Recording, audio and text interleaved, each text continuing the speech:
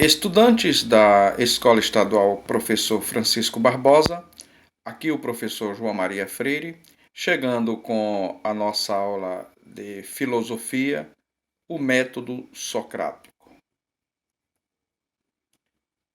Em oposição à argumentação retórica dos sofistas, lembrem que na aula passada nós tratamos deste assunto, Sócrates desenvolve a dialética socrática, com o objetivo de mostrar um caminho racional, ou seja, pautado na razão, para que os homens pudessem alcançar um conhecimento verdadeiro.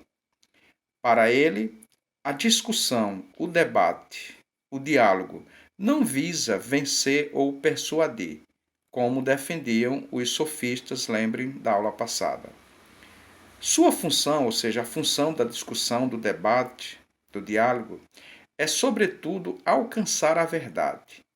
Ao contrário dos sofistas, Sócrates não cobrava por seus ensinamentos e não fazia qualquer distinção entre seus discípulos, pois acreditava que todos os homens, independente da condição financeira ou posição social, são dotados de razão. No livro Apologia de Sócrates, que foi escrito por Platão baseado em um dos diálogos socráticos, se tem uma pista da origem do método socrático. Após descobrir que a pitonisa de Delfos havia dito que ele era o mais sábio dos homens, Sócrates, que se considerava ignorante, decidiu interrogar os homens que possuíam a reputação de sábios para que assim pudesse desmentir o oráculo. Sócrates então interrogou políticos, poetas e artesãos. Percebeu então que todos afirmavam conhecer alguma coisa, mas estavam estagnados, parados, e não conheciam nada exatamente. Havia neles, portanto, uma dupla ignorância. Ficou curioso em saber o que se trata dessa pitonisa de Delfos, do diálogo socrático, vá se aprofundando a respeito deste importante nome da filosofia. Primeiro, por ignorarem aquilo que diziam conhecer. Depois, por ignorarem o fato de serem ignorantes. Por isso, ao reconhecer a própria ignorância, Sócrates concluiu que era mais sábio do que aqueles homens todos, pois acreditar saber aquilo que não se sabe era a ignorância mais reprovável. A dialética socrática consistia basicamente num duplo movimento. Professor, que duplo movimento é esse? O primeiro movimento chamado de ironia e o segundo de maiêutica. Embora para nós a ironia esteja ligada à figura de linguagem em que se diz o contrário do que se quer dar a entender, ou ainda à manifestação de descaso ou de deboche, o sentido dentro do método socrático é outro.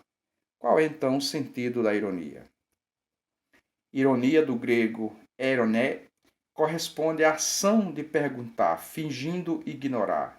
Desse modo, a ironia socrática diz respeito ao conjunto de perguntas por meio das quais Sócrates interrogava os seus interlocutores a respeito dos conhecimentos que até então eles tomavam como verdadeiros, de modo a evidenciar sua ignorância. Concluído o primeiro movimento, passa-se ao segundo, a maiêutica. A maiêutica consiste na investigação dos conceitos. Sócrates faz novas perguntas para que seu interlocutor reflita. Dessa reflexão surge a possibilidade de formular um novo conhecimento. Note-se que Sócrates não ensina, é o interlocutor que descobre dentro de si o que já sabia, ou seja, a reminiscência. Maiêutica do grego maiotike significa a arte de fazer um parto. Sócrates dizia que, enquanto sua mãe fazia parte de corpos, ele ajudava a trazer à luz as ideias. Ainda que muitas vezes os diálogos não chegassem a uma conclusão efetiva, traziam sempre um grande benefício aos participantes, o de abandonar a doxa, ou seja, a opinião, isto é, os conhecimentos imprecisos e sem fundamento que anteriormente possuíam. Fim da nossa aula, façam a atividade. Aqui abaixo você vai encontrar esse conteúdo de forma mais fixo em PowerPoint. Em seguida, as questões de múltipla escolha. Até o nosso próximo encontro.